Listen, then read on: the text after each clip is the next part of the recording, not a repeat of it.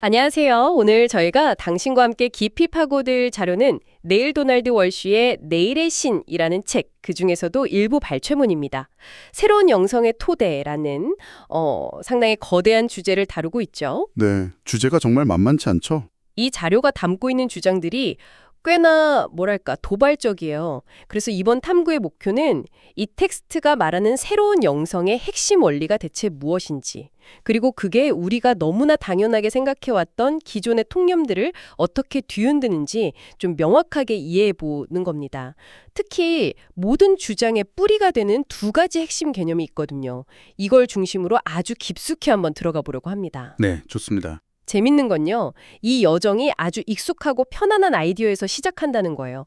근데 곧바로 그 아이디어를 발판 삼아서 우리를 훨씬 더 급진적이고 어쩌면 좀 불편하게 느껴질 수도 있는 곳으로 데려갑니다. 자, 그럼 그 길을 한번 따라가 볼까요? 네, 이 텍스트가 모든 논의의 기반으로 삼는 첫 번째 원리, 아마 많이 들어보셨을 법한 말입니다. 바로 우리는 모두 하나다, 이거죠. 네, 아주 익숙한 말이죠. 그런데 여기서 중요한 건 이걸 그냥 뭐 좋은 느낌을 주는 구호 이 정도로 취급하지 않는다는 점이에요. 이걸 토대적 진리라고 부르더라고요. 네, 맞아요. 그 토대적이라는 단어에 힘이 실려 있죠. 네, 이 진리를 정말로 받아들이면 정치, 경제, 심지어 개인적인 인간관계까지 삶의 모든 것을 완전히 바꿀 수밖에 없다고 그렇게 주장하죠. 그러니까 단순히 우리 모두 사이좋게 지내자 이런 윤리적 권고가 아니라는 겁니다. 이건 세상을 이해하는 가장 근본적인 물리법칙 같은 거라고 말하는 거나 다름없거든요. 그리고 여기서 정말 흥미로운 지점은 이 원리를 일상에 적용하라고 아주 강하게 압박한다는 점입니다. 일상에 적용하라는 게 구체적으로 어떤 의미일까요? 그냥 단순하게 다른 사람에게 친절하게 대해라, 뭐 이런 것 이상의 의미가 있는 것 같은데요. 훨씬 그 이상이죠. 자료에서는 아주 구체적인 예시를 들어요. 예를 들어 당신이 CEO라고 한번 상상해 보세요. 네. 직원의 봉급을 정하거나 제품 가격을 매길 때 우리는 모두 하나라는 관점에서 결정하라는 겁니다. 아, 만약 당신이 당신의 가장 낮은 직급의 직원과 진정으로 하나라고 느낀다면 지금과 같은 극심한 임금 격차를 과연 정당화할 수 있을까요? 그렇겠네요. 아니면 당신의 고객과 당신이 하나라면 그들에게 해로운 제품을 팔 수 있을까요? 이렇게 추상적인 믿음을 가장 현실적인 결정의 순간으로 끌고 내려오는 거죠. 이건 더 이상 영적인 위안이 아니라 아주 까다로운 실천적 윤리 지침이 되는 겁니다. 와, 그렇게 생각하니까 우리는 모두 하나다라는 말이 갑자기 엄청나게 무겁고 도전적으로 들리네요. 그렇죠. 이건 단순한 영성이 아니라 거의 뭐 정치적, 경제적 혁명 선언에 가깝게 느껴지는데요. 좋습니다. 그럼 이 강력한 하나됨이라는 토대 위에 이 텍스트는 무엇을 쌓아 올리는 건가요? 여기서부터가 진짜 급진적인 부분이라고 하셨죠? 네, 바로 그렇습니다. 이 하나됨이라는 개념을 일단 받아들였다면 그 다음 단계는 정말 정신이 번쩍 들게 만드는 개념으로 이어집니다.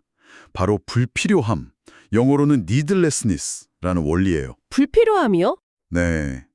책에서는 이걸 어제의 신과 내일의 신을 가르는 7번째 중요한 차이점이라고 설명합니다. 불필요함이라니? 단어 자체만 들으면 굉장히 공허하게 들리는데요.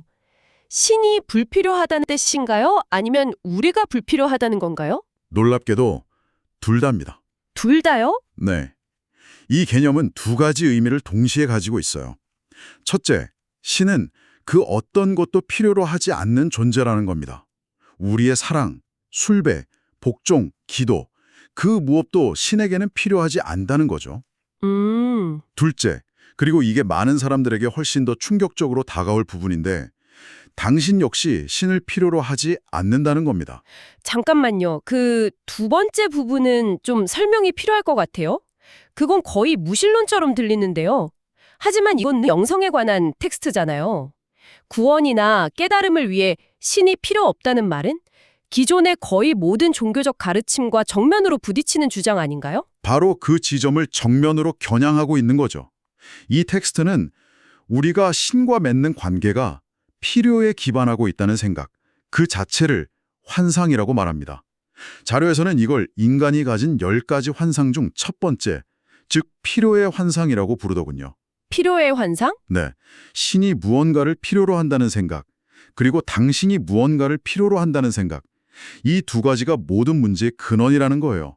우리가 나약하고 부족한 존재라서 전능한 신의 도움이 필요하다는 관점에서 우리는 본질적으로 충만하고 완전한 존재라는 관점으로의 근본적인 전환을 요구하는 겁니다. 이건 정말 거대한 패러다임의 변화죠. 알겠습니다. 머리로는 이해가 되는데 솔직히 마음으로 받아들이기는 쉽지 않은 개념이네요. 그렇죠. 이 텍스트의 대화에서도 질문자가 저처럼 굉장히 혼란스러워하는 것 같아요. 자신에게 아무런 필요가 없다는 개념을 받아들이기 어려워하죠. 그러자 신이 우리가 흔히 가지고 있는 신에 대한 모순적인 관념을 해부하면서 설명을 시작하는데 여기서 아주 강력한 예시가 등장합니다. 끔찍한 고통을 겪는 78세 말기 암 환자 할머니 이야기죠. 네, 아주 생생하고 마음 아픈 예시죠. 대화 속 질문자는 이렇게 주장합니다.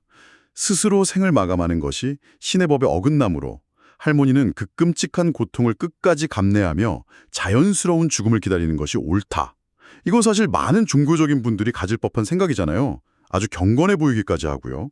그렇죠. 그런데 대화 속의 신은 바로 그 주장 안에 숨겨진 모순을 파고듭니다. 그 주장이 역설적으로 신이 무언가를 필요로 한다는 믿음을 드러낸다고 지적하죠. 이게 어떻게 연결되는 건가요? 이렇게 되는 겁니다.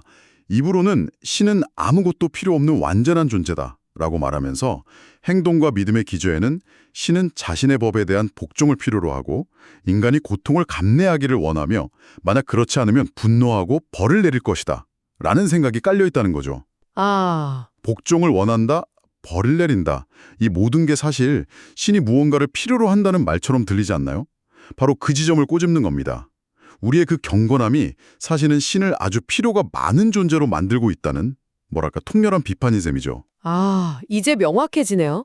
우리는 신을 완전 무결하다고 말하면서도 실제로는 우리의 특정 행동에 따라 기분이 좋아지거나 나빠지는 굉장히 인간적인 존재로 상상하고 있었다는 거군요. 바로 그거죠. 본문에서는 이런 상황을 아주 신랄한 비유로 표현하기도 하죠. 너에게 자유의지를 주지만 내가 원하는 대로 하지 않으면 영원히 벌할 것이다.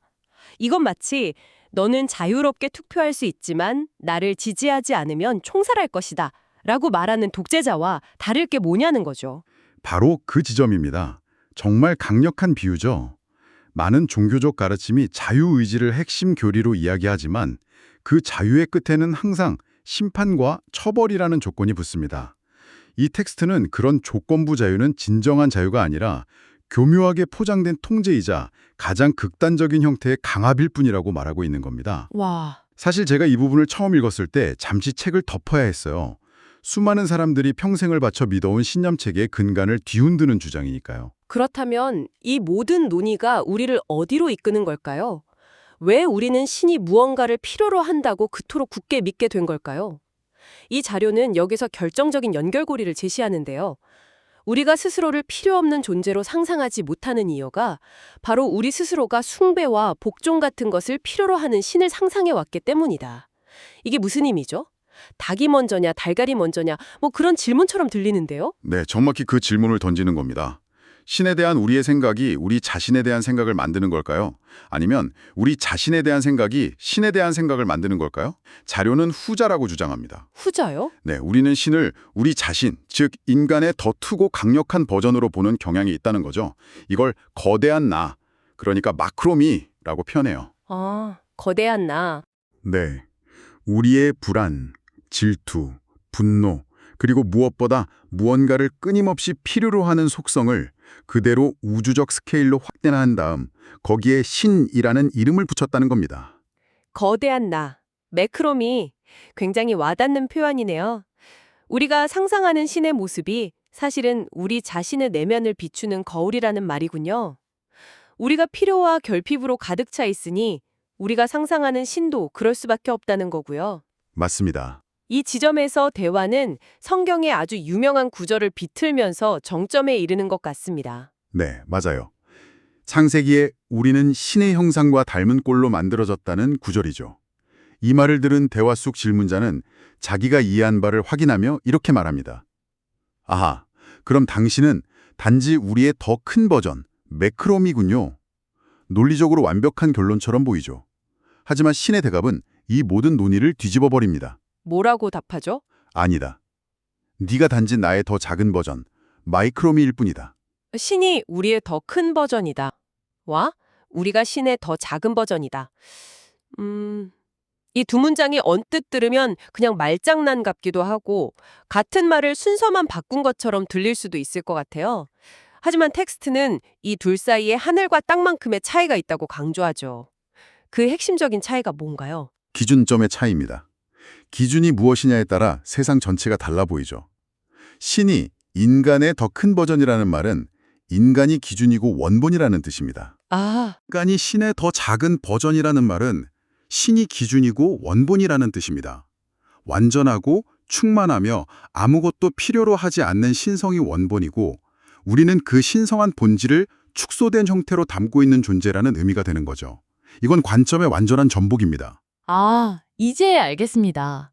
전자는 우리를 결함 있는 존재로 규정하는 반면 후자는 우리를 본질적으로 신성한 존재로 규정하는 거군요. 네, 맞아요. 우리가 불완전해서 신을 향해 나아가야 하는 존재가 아니라 이미 완전한 신성의 일부라는 관점으로요. 이렇게 보니 이 마지막 반전이 우리가 맨 처음에 이야기했던 첫 번째 원리, 우리는 모두 하나다와 완벽하게 연결되네요. 정확합니다. 완벽한 수미상관 구조를 이루죠. 우리가 모두 더 작은 신들이라면, 즉 같은 신성한 원본의 다른 표현들이라면 당연히 우리는 모두 하나일 수밖에 없잖아요. 그렇군요. 분리된 두 존재의 관계가 아니라 하나가 다른 하나의 축소된 표현이라는 본질을 공유하는 관계로 모든 것이 재정이 되는 겁니다. 불필요함이라는 파격적인 개념을 통과하고 나니 결국 하나됨이라는 첫 번째 원리의 더 깊은 의미를 이해하게 되는 그런 구조인 셈입니다. 오늘 우리는 하나됨과 불필요함이라는 두 가지 핵심 개념을 통해 이 자료가 제시하는 새로운 영성의 토대를 깊이 탐구해 봤습니다. 신이 필요로 가득 찬 거대한 인간이라는 통념에서 벗어나서 우리 자신이 아무것도 필요 없는 작은 신이라는 관점으로 이동하는 저정이었네요. 네. 그리고 이 관점의 전환은 단순히 철학적인 사유에 그치지 않고 아주 실질적인 질문을 우리에게 던집니다. 내가 만약 부족하고 죄 많은 인간이 아니라 신성의 본질을 담고 있는 존재라면 나의 삶을 어떻게 살아야 하는가? 라는 질문이죠. 바로 그 지점에서 오늘 당신이 곱씹어 볼 마지막 질문을 하나 남겨드리고 싶습니다. 만약 당신이 더 나아져야 할 인간이 아니라 이미 완전한 더 작은 신이라는 가정하에 오늘을 살아본다면 당신이 오늘 내릴 수많은 결정들 중 어떤 결정 하나를 다르게 내리시겠습니까? 그게 일이든 관계든 아니면 자기 자신을 대하는 태도든 말이죠.